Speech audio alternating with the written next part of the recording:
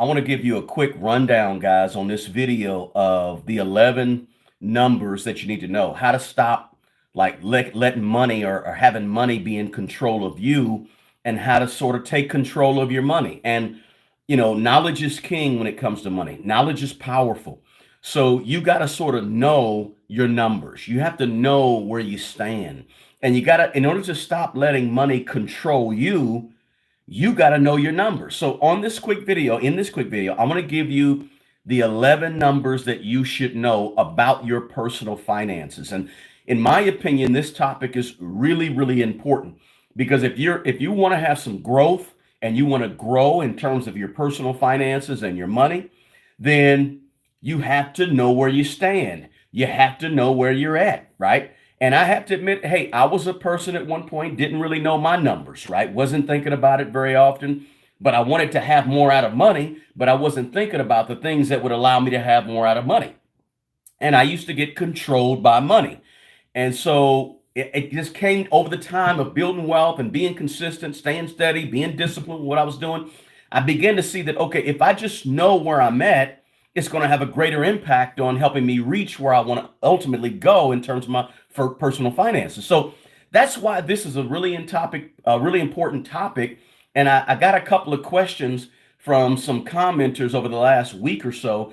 And I said, okay, so let me go ahead and do a video about it so that I can kind of clear the air. Say, hey, here's the things that you should know to start off with, right? And so I'm not going to read the questions I got, but just to summarize the questions, it was basically, how do I know if I'm in the right place to retire with money? How do I know if I have enough, etc., right? So I said, let's go ahead and do a video about these 11 numbers that I think you ought to know. These are the top 11 numbers that you should know so that you feel like you have some sort of control with your money, right? And you're not allowing your money to sort of bully you around and beat you up, right? So, and if you don't know all the, the key is to try to know all 11 of these numbers if you can. And if you don't know them, maybe you want to jot them down and figure them out. Today is a Sunday. Maybe you want to jot them down and figure them out on a Monday, right? But the point is, over the next 24 to 48 hours, you ought to be trying to figure out, what are these numbers for me in terms of your own personal finances. So let's go ahead and give it a rundown, guys. As you come in, let me know what city you're coming from, guys. Appreciate you being here, by the way, on this live. Somebody said, hey, good to have you. Life is good. Glad you're here. Let's see, trucking afternoon. I appreciate you being here. Karen with the fire signs here. Connecticut's in the house. Good. Happy Sunday. Said life is good. And we got somebody here from Dallas, Texas. Great. So this is going to be a quick live. It won't be a long live, but I just want to run through these 11 numbers, and you can think about them, rewind this to write them down if you have to, take some notes. But these are things that you should know about your personal finances so that you can get your money right, so that you can stop allowing or having money bully you around, and you can start taking some control. Listen, a lot of the reasons why we feel the way we feel with money, depressed, happy, sad, etc., is based on just knowledge, right? Sometimes we feel out of control because we don't know. And sometimes we try to avoid what we don't know because we think it's going to be bad. In order to get better with money, you have to have all the information. The information is very, very critical. It'll help you make better decisions, right? So let's jump into it. I got 11 of them I'm going to share with you. NW, ask a question. NW, put a Q next to it in the chat. I'll see it quick. Boss Life Truckers in here from Miami. Good to have you. Philly's in here. Grayman, good to have you. Thanks for your support. Number one, the first thing you got to know is you got to know what your total assets are, right?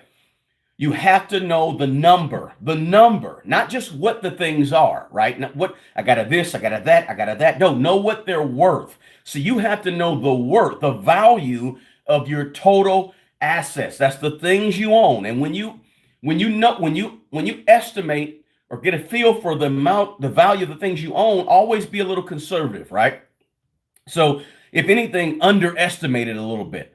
So I had to write these down. That's why I'm looking on my computer, guys, to check them out. So first is total assets. What do you own? The total value of what you own is critical, okay? Because if you're talking about building wealth, part of building wealth is building up those assets. That's the key. That's the hope. We want to stack assets. Stack assets. So you got to know the value of them. Number two is you obviously want to know the value of your liabilities, or the amount of your liabilities, right?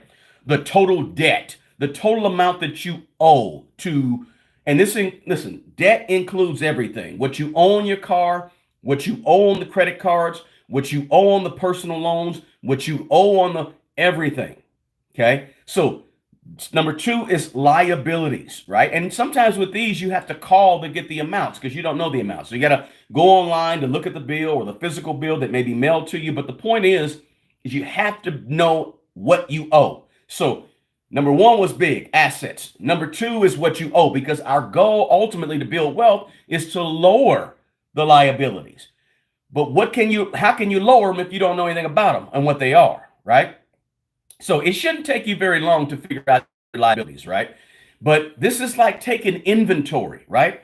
I mean, I worked at several places throughout the years, guys, and I used to hate having to take inventory, right? Because you got to be there all night. You got to count everything in the store, all that good stuff.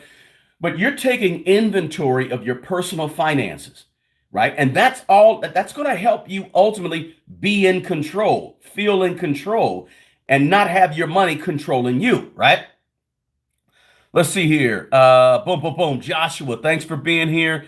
Yanye, I think it is. Appreciate you. Thank you so much, Joni. Let's keep it rolling. Number three is you know your assets, know your liabilities. Now you got to know your net worth. Okay. Your net worth is going to be your assets minus your liabilities. Assets minus liabilities. The difference is your net worth. You should know your net worth right now. You really should. You should be within a good $5,000 or $10,000, $3,000 of what your net worth is right now. Right? Don't be shocked when you figure your net worth, okay? Because a lot of people, there's a lot of people that have a negative net worth. And they can be in the 30s, 40s, 50s, 60s, 70s. But don't let that deter you. Don't let that sway you just because you may have a negative net worth. It may shock you. Don't be discouraged, okay? The fourth thing you got to know, I think somebody asked a question about it. You want to know your credit score. Now, good credit score could mean access to better borrowing for assets. The only reason we want a credit score is to know, where's our potential to borrow to buy assets, things that are going up in value. The real estate, commercial, multifamily, duplex, triplex, flats, whatever, land. If you're buying real estate, you want to be able to leverage and use a little bit of credit to go out and buy real estate. But I don't want you to know your credit score just to go buy a car that's going down in value, or your credit score just to see if you can get that credit card from Visa, MasterCard, Best Buy, whatever. So you want to know your credit score. Very important. Excuse me. It's very important. So, and checking your credit reports can be important because I do want you to actually be able to finance some type of assets, right? I know sometimes on here I talk about the fact that I don't really know my credit score. I haven't checked it in a long time. I haven't bought any real estate in a long time. But if you're looking to buy a house or get into real estate, buy an asset that's going up in value, you want to have and know what your overall credit score is, right? So you got the three bureaus here in America. If you're in America, Experian, Equifax, TransUnion. And then I think you can actually go and locate what your credit score is free. Is it annualcreditreport.com, annualcreditreport.com. I think you get one a year because I read 30 or 40% of all credit reports have bad information on them, right? So you do want to check your credit score, know your credit score, especially if you're in that phase of life where you're looking to invest in an asset, right? And you want to actually finance an asset, which I'm okay as long as it's going up in value. Now, the fifth number you got to know is something most of us know, but you got to know what your monthly income is, right? Know what you make. Should roll off the top of your tongue. I bring home this amount each month, or I bring home that amount each week, or I roughly bring home because it fluctuates between this and this every single month. You got to know exactly what comes in. Notice the first part of what I talked about, assets, liabilities, net worth, that is like your own personal balance sheet, right? The next pieces is your own personal income statement, profit loss income statement. So number 5 is you got to know your monthly income, right? And you probably have a handle on, most people have a handle on this because we know what our paychecks are from our jobs or from our business, right? But do you know how much you're paying out of that income on federal taxes, towards Social Security, towards Medicare, towards health insurance, right?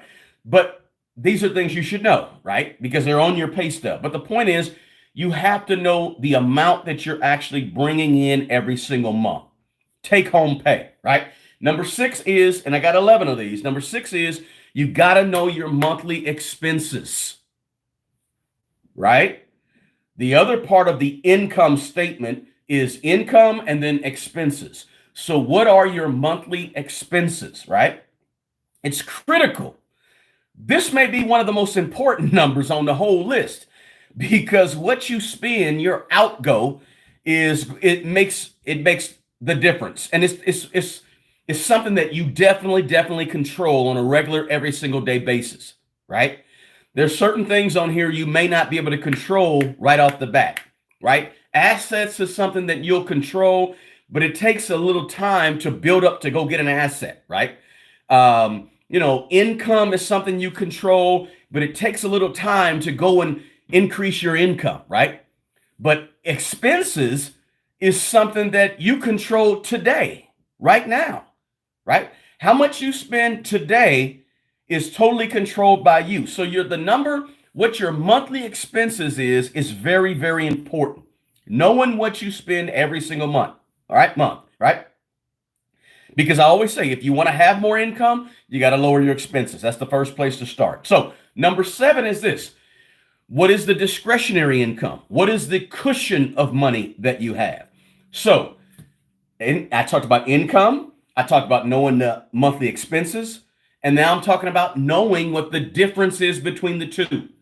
Income minus expenses hopefully leaves you a cushion of what's called discretionary income that you can use for paying off debt. You can use towards increasing your savings dollars. You can use it towards investing more money, right? But you got to know your discretionary income. I like to call it a cushion, right? What's left over? Take that income each month, take those expenses each month. What's the difference? That's the cushion. That's the discretionary income. Let me see what we got in the chat, guys. Appreciate that. Good to have you in here. Hey, some top books. Good to have you. Let's see here. NW, how do you feel about VPN and LifeLock protection? Those are good. I think they're good things to have. So let's keep it rolling because I told you it's going to be a short live, right? So the cushion. Now, the 8th number that you should know, personal financial number that you ought to know, is what percentage of your gross income are you currently investing? It's kind of a tough one because a lot of folks, this is a question that a lot of folks don't really know. What percentage of your current gross monthly income are you actually investing? Is it 5%? Is it 3%? Now, this includes the money that, and I know some of you say, well, I got a retirement account with my job. Well, how much of that money towards your job is going in that retirement account? Are you getting the 3% match, the 5% match, 9 or 10% match, right? If you are, then count that towards your percentage. So if you're getting the 5% match at your job, but you're also putting in, another $5,000 or let's say $1,000 a month, then figure what that percentage is so you can know the total percentage of your total gross income that you are putting away towards investing. Could be towards your Robinhood account, your stash, whatever you got, right?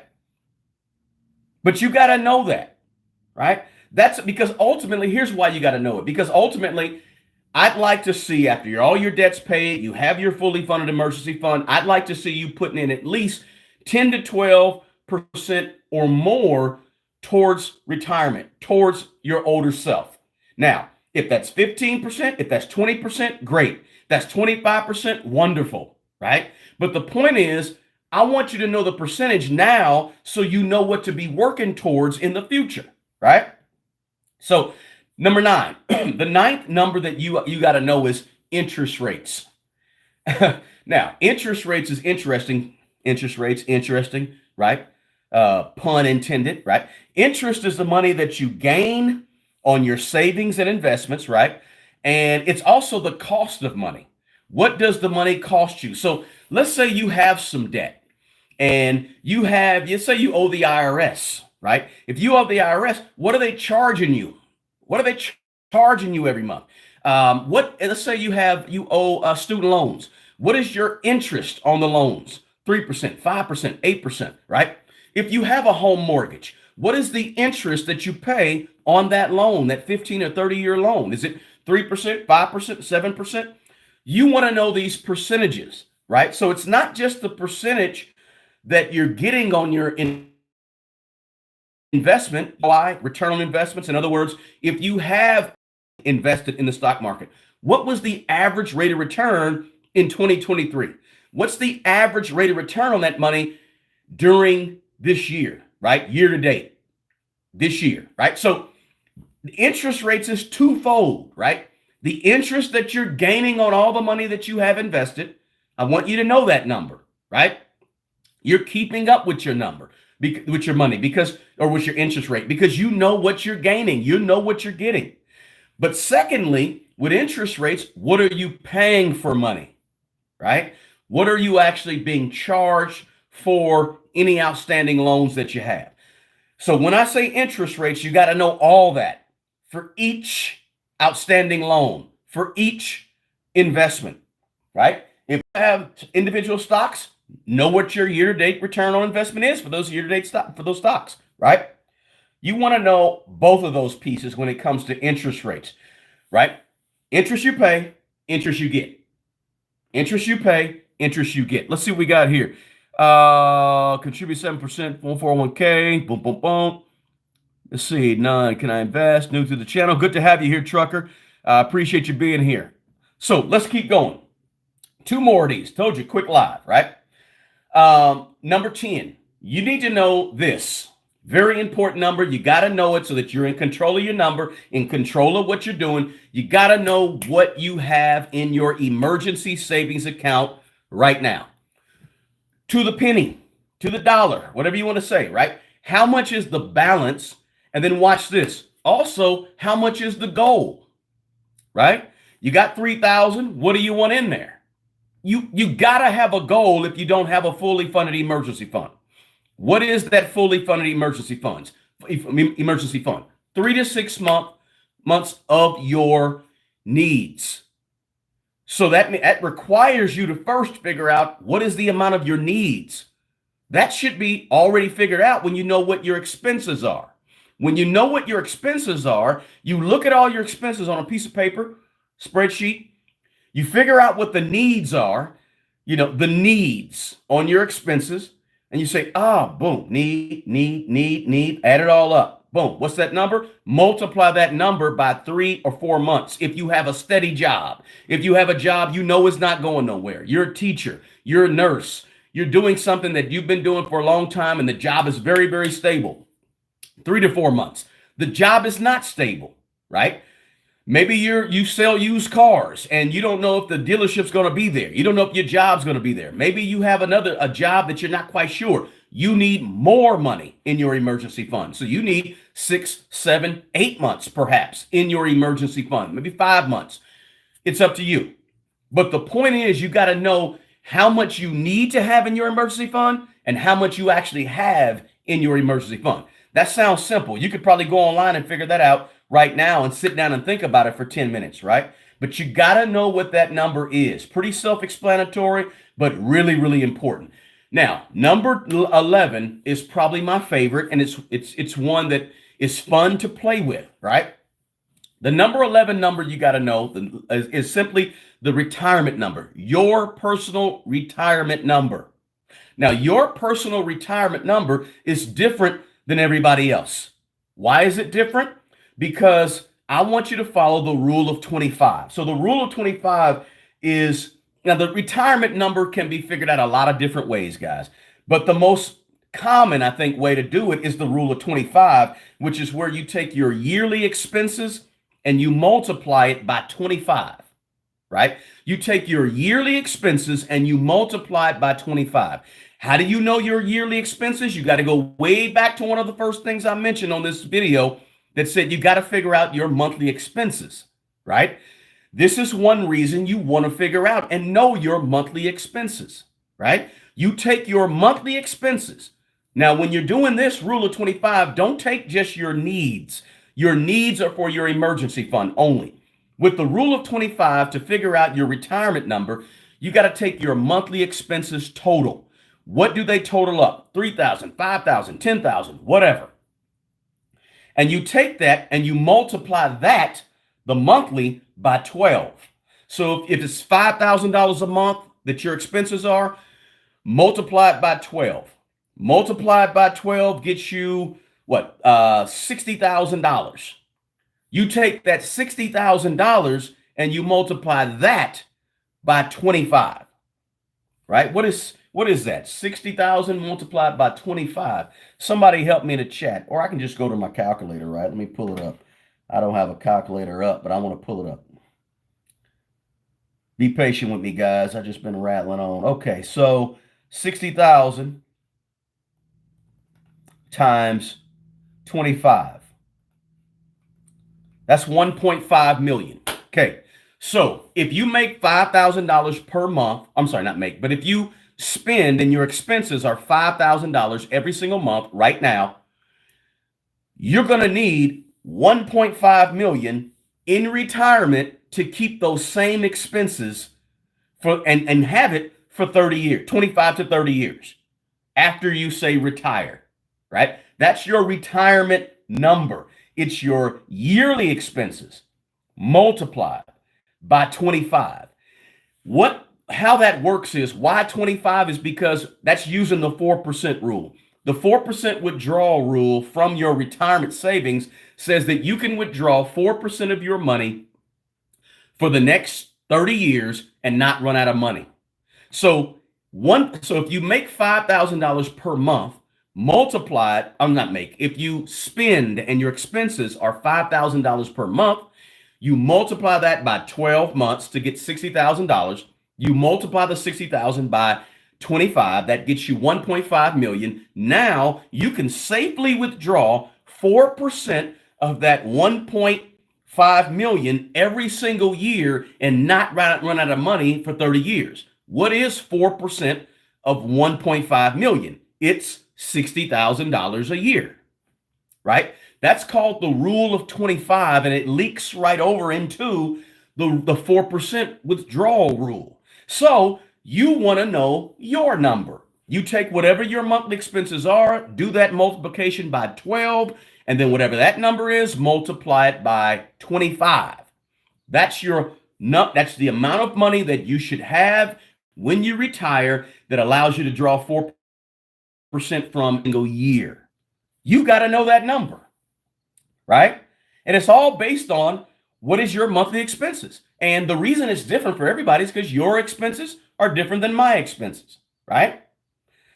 So I just wanted to give you a quick video about these 11 numbers that you got to know if you want to be in control of your money. And here's the kicker. You want to stop allowing your money to control you. Here's how you get in control. Start knowing your stuff, knowing your money. What I just gave you on this video, this quick video, it don't take nothing for you to do but time. It doesn't take anything for you to do but energy. It costs nothing. You don't have to go out and spend a whole bunch of money. You don't have to buy a course. You don't have to buy a template. You don't have to buy a book. You don't have to do any of that, right? Because where there's a will, there's a way. If you really want to get better with your money and you really want to get in control of your money, start doing it. But the key is doing it, right? It's not going to come to, money. It's not going to knock on your door. Hey, here's what, no, you got to go do it. Develop a process, develop a plan. I just gave you a blueprint right now. You could write these things down on a piece of notebook paper and be in control of your money by tomorrow or by next week, right? Because I don't want you to believe that there's some miracle to this thing, or there's some crazy information. No, you just got to know your stuff. Know your stuff, not entertainment, all that kind of stuff, and sports and all that. That stuff is great. It's fun, but you got to know you on paper, right? Let's see. Let me see what we got here. Somebody says, boom, boom, boom, retirement. Hey, how you doing? Marion. Good. Hey, is that Marion? The one that I know that, let's see here. Ancestry, let me know, Marion. Let's see. Hey, what's up, Smart Ready Bro? Bass Shaker, good to have you here. All right. So, boom, boom, boom. All right. So, that's all this video is about. Quick video, information, 11 numbers you got to know, guys. Do me a favor, smash the like button, share this quick video with somebody. And also, if you're not a subscriber, first time here, please consider subscribing to my channel. Check out below. I got free stuff down in the description box here on YouTube. Get your free 24 Laws of Money. Hook up with me. I do one-on-one financial mentoring and coaching. My schedule's in the description box as well. But leave a comment. Let me know. Do you know, if you know all 11 of these numbers about yourself, let me know in the comment section below, because most people don't. And if there's another number that I may have left off, drop that in the comment section below as well, right? So leave that comment, subscribe, smash the like button. We got well over 100 people in here. We should have 150 likes, 200 likes. Hit the like button for me, guys, so this video goes out to more and more people. Don't buy that course. Please, don't buy that course. Not yet. Don't buy that book just yet. No, don't buy the template, the $9.99 template. Don't do it. Don't pay for the webinar. Don't do that just yet. First things first, know your numbers. Figure out what your numbers are based on this video. If you came here late, rewind back to the beginning so you can go get all 11 numbers that you got to know to be in control of your money and stop letting your money control you.